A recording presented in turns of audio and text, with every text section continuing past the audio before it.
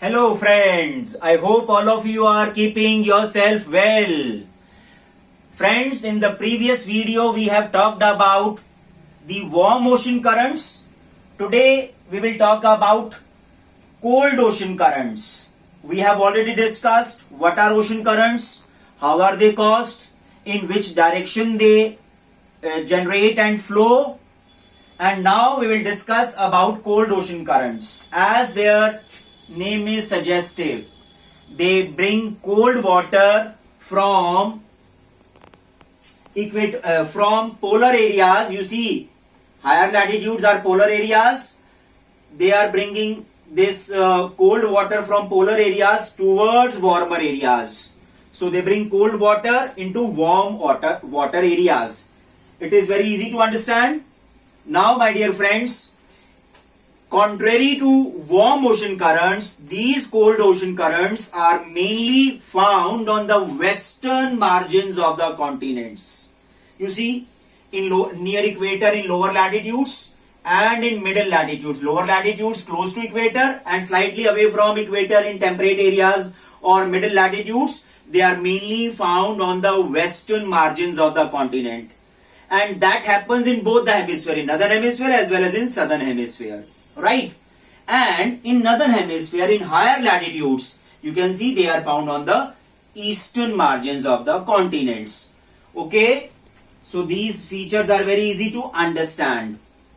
Now, the important cold water ocean currents. Number one is west wind drift. As its name is suggestive, it is coming from west wind drift. Okay, you can see it is coming from west. Here also it is coming from west, right? So these all are I have shown here, these all are west wind drifts. From west towards Latin America, from west towards Africa, from west towards Oceania or Australia region, right? Second important cold current is Labrador current. Labrador current, you can see it is flowing in between Greenland and North America continent. Labrador current, right? Then Humboldt current. Humboldt, it is named after a great geographer Humboldt. It is flowing on the western margin of this Latin America continent, and it is also known as Peruvian current. It is also known as Peruvian current because it flows along the coast of Peru country in South America continent. Now next is Venezuela current. Venezuela current, you can see it is flowing along the western margin of Africa continent, Venezuela current, right? Then we have West Australian current.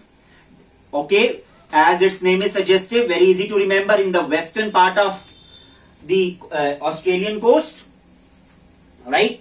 You see this western part of Australian current, West Australian current, right? Then we have Oyashio current near Japan. Okay, you see eastern part of Siberia, it is coming from that area and towards middle latitudes it is coming, right? And how to remember the location? It is coming from higher latitudes, so that is why it is found on the eastern margin, right? Now next is Canaries current. This is also another famous current which is flowing in the western margins of Africa continent. It is coming from Europe and it crosses the region eastern part of Atlantic Ocean and then towards Africa coastal area it is moving. And then California current. California again in the western part of USA, coastal area of USA, right? This is your California region and this is California current. So these are major cold water currents which are coming from polar areas towards equatorial areas and in general from cold water areas towards warm water areas. How are they formed?